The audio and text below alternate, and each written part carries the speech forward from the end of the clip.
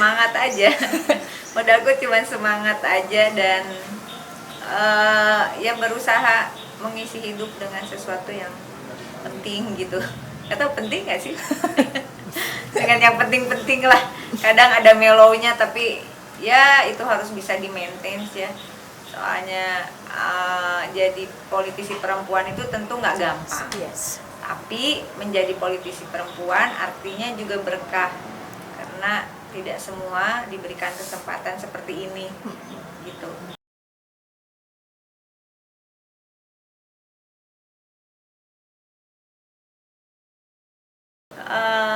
Never give up. Sesulit apapun, hari itu pasti berganti dan besoknya pasti ada sesuatu yang baru lagi. Jangan mau hidup monoton.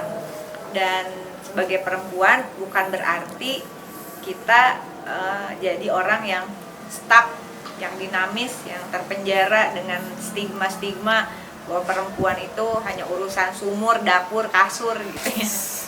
Tapi kita berusaha untuk perempuan juga manusia biasa, perempuan juga berhak untuk punya cita-cita, berhak dan punya kesempatan untuk mengungkapkan kemauannya, untuk mencapai apa yang dia mau begitu tanpa merasa ragu.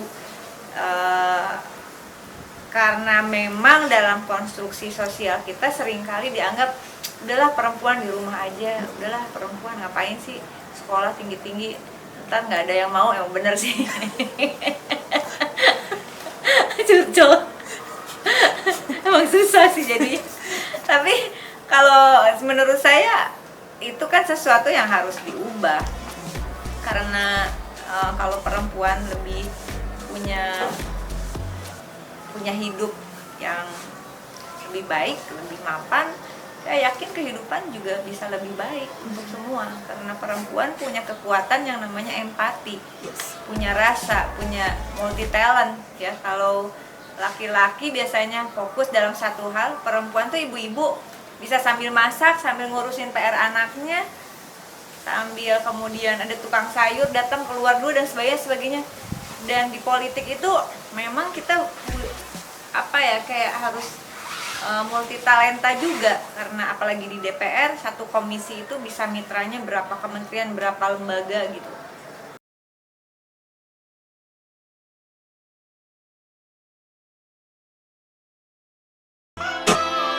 Masalah itu akan jadi sesuatu, saya ulangi ya, sesuatu akan jadi masalah kalau dianggap masalah. Kalau kita nggak anggap masalah ya nggak jadi masalah.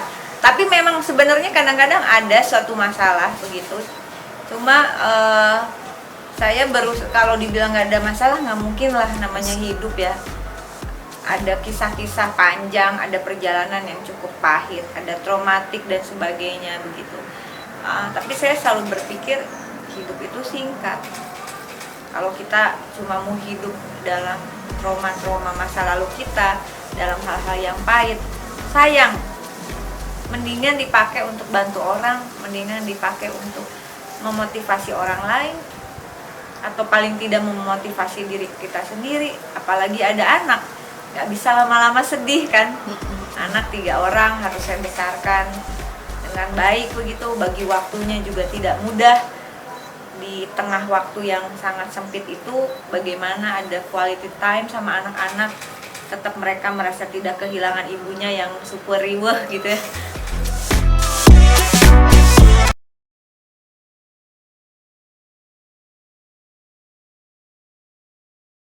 Apalagi sampai perceraian itu, anak masih kecil-kecil, itu bukan sesuatu yang gampang kita lalui, bahkan untuk kita lupakan gitu. Mungkin baru 1-2 tahun ini baru mulai bisa ngapain ya, lebih memastikan diri gitu. No, I'm okay, nggak usah. Itu hal yang memang harus terjadi di dalam hidup, bukan untuk disesali, karena penyesalan itu datangnya di akhir. Kalau di awal namanya pendaftaran, kalau di tengah namanya UTS. Iya kan? Jadi santai aja, maksudnya saat itu pasti nggak santai lah.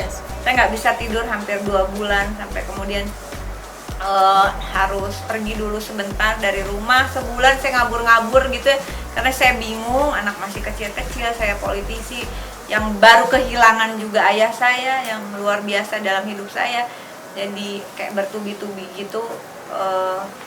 Tapi mungkin ya nih, kalau ada masalah itu jawaban dari doa kita sama Allah gitu. Kan kita sering doa gini, Allah dekatkanlah aku dengan yang baik-baik saja gitu. Jadi yang baik ibu. Yang baik ya taunya kebuka, ketahuan. Kadang kan kita marah ya. Setelah aku pikir, ini jawaban dari doanya Allah kali ya.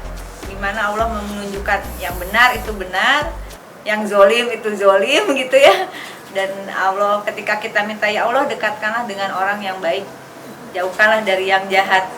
Nah berarti berarti itulah jawaban dari Allah gitu. Dan kalau kita, ya Allah kuatkanlah saya, Allah kasih cobaan supaya menguji kita kuat apa enggak gitu. Kan kita minta jadi kuat, gimana kita tahu kita kuat atau tidak kalau kita tidak pernah mengalami dinamika turun naiknya dalam kehidupan. Jadi flat nggak mungkin lah.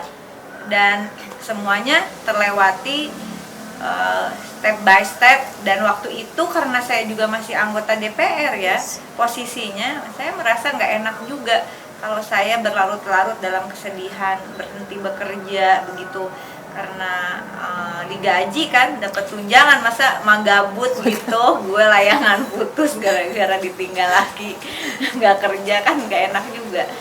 Menghadapi masalah, jangan pernah lari dari, kalau kita menganggap itu masalah, challenge, bener nggak itu masalah? Siapa tahu bukan masalah kok, siapa tahu itu seperti saya bilang, itu jawaban Allah menjauhkan diri kita dari hal-hal yang tidak baik. Jangan marah ya kalau nonton.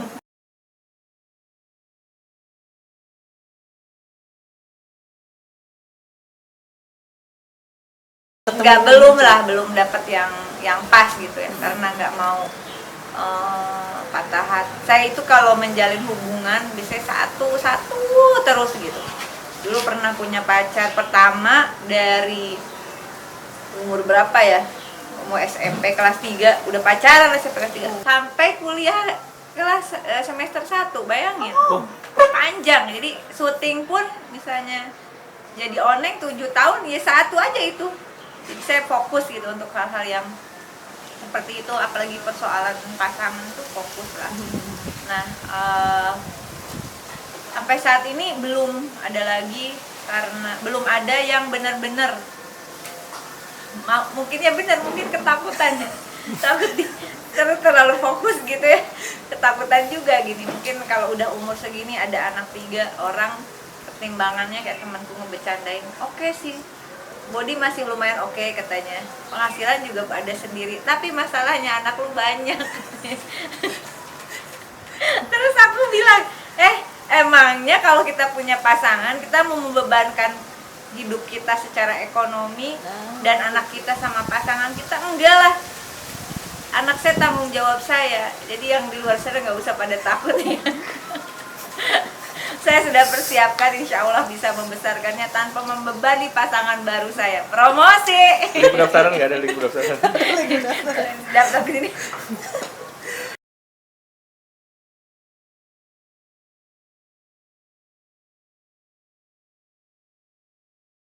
Alhamdulillah bertahap, asuransi pendidikan itu prioritas. Jadi, dan jangan konsumtif itu nggak ada gunanya, cuman kita lagi wah nafsu aja pengen beli ini beli itu. Karena dulu mau kuliah juga saya susah banget ya harus perjalanan yang berada dalam keluarga yang kurang mampu secara ekonomi, itu nggak gampang. Sehingga hasil kerja itu selalu coba saya tabung. Saya syuting dari umur 13 tahun, dari mulai figuran segala macam, dan selalu memaksakan untuk menabung, menyimpan uang, jadi dan membeli perhiasan jadul banget ya. Yang sampai sekarang nggak pernah dijual. Dari syuting pertama itu ada semuanya. Jadi ngirit ya. Promo lagi, pokoknya murah meriah lah kalau gua mah. Udah desperate kayaknya. Udah desperate, gak ada yang mau.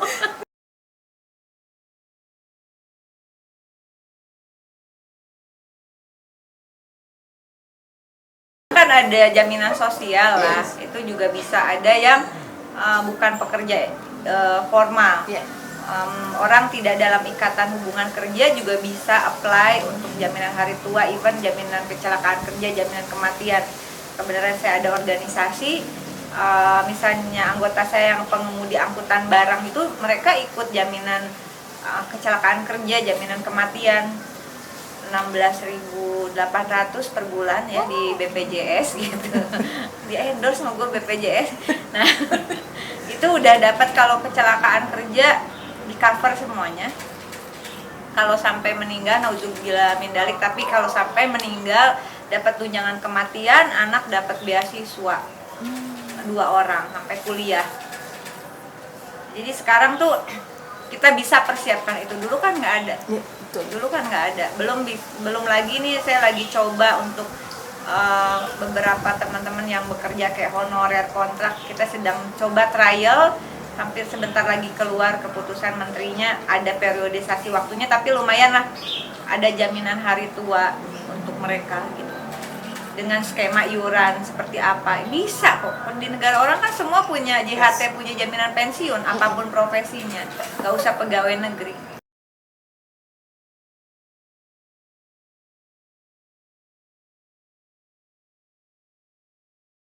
Peradaban bergeser ya, apalagi habis COVID gitu. Ternyata ada profesi-profesi baru yang kita nggak pernah berpikir dulu akan ada pekerjaan seperti itu. Tapi juga ada beberapa pekerjaan yang hilang misalnya, termasuk bagaimana bisnis media dan sebagainya, itu semua geser di era digital dengan kemudian perkembangan teknologi.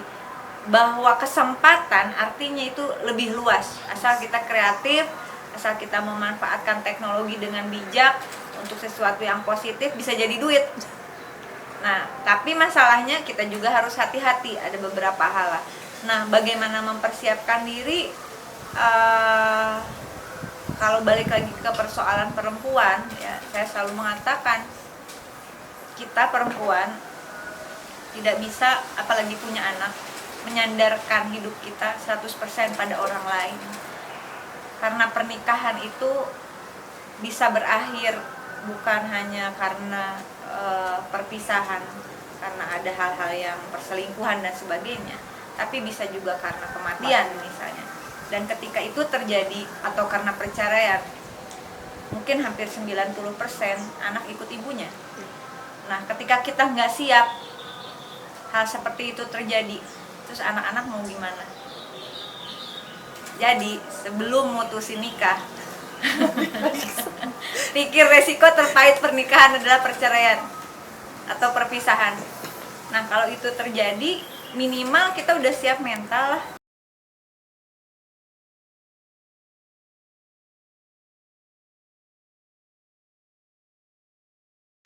Pencapaian sih belum maksimal, tapi di setiap periode, saya alhamdulillah udah periode ketiga, dan jabatan tidak pernah saya anggap sebagai prestasi. Jabatan tuh justru tanggung jawab. Kalau kita berhasil menggolkan sesuatu, sebenarnya itu bukan keberhasilan. Ya emang tanggung jawab lo kali bikin undang-undang, bikin sistem yang baik, ya bikin anggaran yang tepat sasaran, karena digaji, dibayar tunjangan untuk itu. Nah, tapi saya lebih mengatakan bukan pencapaian. Apa yang kemudian dari rakyat sudah menggaji saya, kasih tunjangan, apa yang sudah saya lakukan? Ya mesti ada dong, udah digaji lu kagak ngerjain, apa yang lu kerjain sih sebenarnya di DPR? Fashion show atau apa gitu kan? Nah, periode pertama saya memperjuangkan, ini juga koalisi dengan masyarakat sipil, Undang-Undang Badan Penyelenggara Jaminan Sosial 2011 ketok palu. Sejak itu dijalankan mekanisme baru dalam jaminan sosial, social insurance, asuransi sosial, dengan badan penyelenggaranya yang bersifat nirlaba, not for profit, jaminan kesehatan oleh BPJS Kesehatan, jaminan kecelakaan kerja, pensiun hari tua kematian oleh BPJS Ketenagakerjaan. Bagi siapa? Bagi seluruh rakyat. Yang tadinya jaminan kesehatan itu masuk dalam skema per daerah ya, Jamkesda. Jamkesda Depok nggak bisa dipakai di Bekasi. Jamkesda Bekasi boro-boro bisa dipakai di Papua. Tapi dengan berlakunya sistem jaminan sosial nasional ini, maka orang Papua sakit di Jakarta dia bisa menggunakan kartu itu, orang Jakarta sakit di Kalimantan bisa menggunakan jaminan sosial itu. Itulah maksudnya Negara Kesatuan Republik Indonesia. Dan sejak saat itu pensiun bukan hanya bagi PNS. Ya, dimulai beberapa tahun kemudian pensiun berlaku bagi siapapun mereka dalam ikatan kerja, dan pemberi kerja wajib untuk memberikan 4 jaminan ke tenaga kerjaan. Kalau enggak pidana.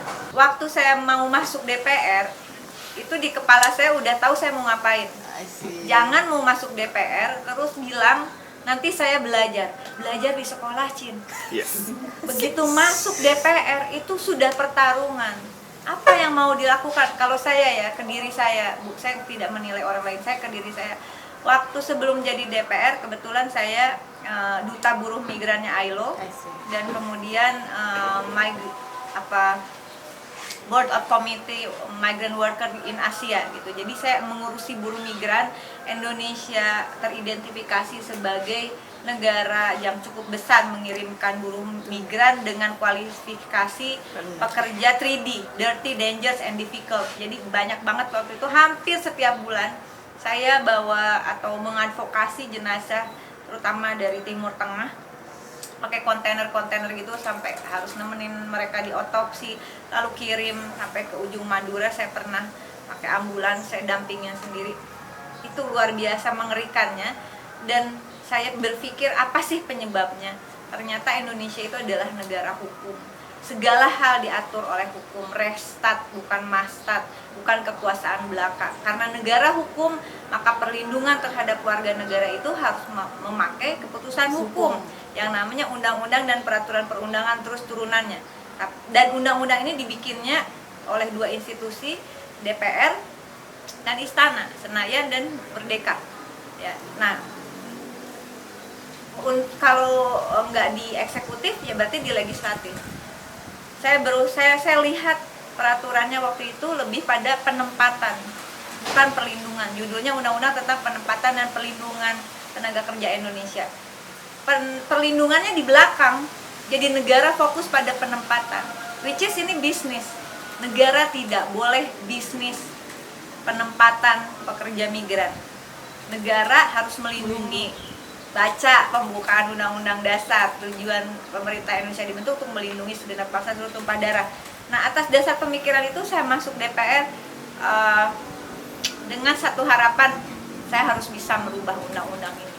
Bertarung, lalu kemudian dari sebelum masuk DPR, artinya membaca semua hal-hal terkait peraturan hukum tenaga kerja kita, lalu kemudian berhasil meratifikasi konvensi PBB tentang perlindungan pekerja migran Indonesia dan keluarganya menjadi salah satu undang-undang di kita. Lalu setelah itu masuklah dalam revisi undang-undang tentang TKI dulu namanya. Alhamdulillah, ini judul aja nih bisa, karena judul itu menggambarkan skema di seluruh peraturan perundang-undangan sebenarnya.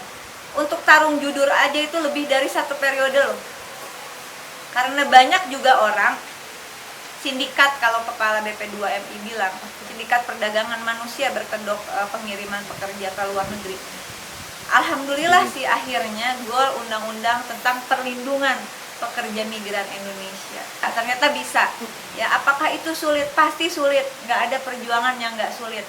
Tapi kalau untuk sesuatu yang baik, apalagi itu adalah tugas sumpah jabatan, ya, cita-cita kita yang harus bisa. Karena sekali lagi, kecuali kita kerja di NGO lah, itu pun ada komitmen tetap di LSM kayak gitu. Kalau jadi anggota DPR, ya memang mau nggak mau lu harus kerja dong. Apa hasil politik legislasimu berupa perundang-undangan? Karena ini pertanggungjawaban dari uang yang kita makan, yang juga membantu membesarkan anak-anak kita dengan jaminan kesehatan kita VVIP. Kemana-mana ada protokol segala macam. Lalu bagaimana politik anggaran? Lalu bagaimana politik pengawasan? Nah, ini yang kemudian memotivasi saya. Ternyata prinsip-prinsip seperti ini yang menyelamatkan saya ketika saya mengalami masalah dalam rumah tangga gitu ya. Jadi saya nggak boleh terpuruk, saya harus bangkit karena saya ada tanggung jawab yang besar untuk memperjuangkan banyak orang. Jadi kenapa disebut ceria? Sebenarnya ceria sebenarnya tidak selalu ceria, tapi saya berusaha memotivasi diri saya sebenarnya gimana saya mau membahagiakan masyarakat kalau saya sendiri nggak bahagia. Bisa menolong diri kita nggak akan bisa kerja kalau terpuruk, ditinggalin laki, anak 3 ya gitu udah curhat lagi bingung balik lagi gitu maksudnya. Nah nggak bisa itu terus menerus kita kayak aduh dunia seakan mau berakhir gitu. Enggak, ternyata tuh sampai sekarang gue hidup setelah 8 tahun bercerai ya dan tetap bisa ngobrol sama kalian, tetap seperti aku yang dulu begitu. Jadi kalau ada masalah bukan berarti masalah itu memenjarakan kita.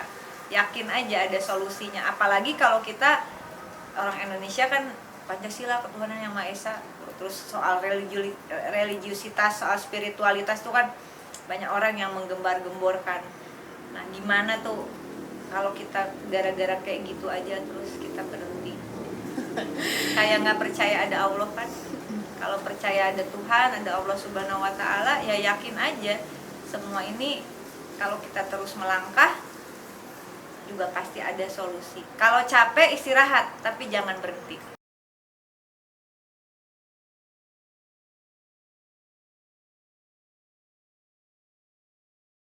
Kangen lah, pasti. Makanya suka kadang bikin apa. Saya nggak bisa lepas dari kesenian, nggak mungkin. Yang menjaga saya untuk tetap jadi politisi yang orang bilang kalau di DPR tuh anomali lah aku. Dibilang gila lah kata mereka. Nggak apa-apa. Yang ngatain gila kan di penjara juga akhirnya. Gubrag.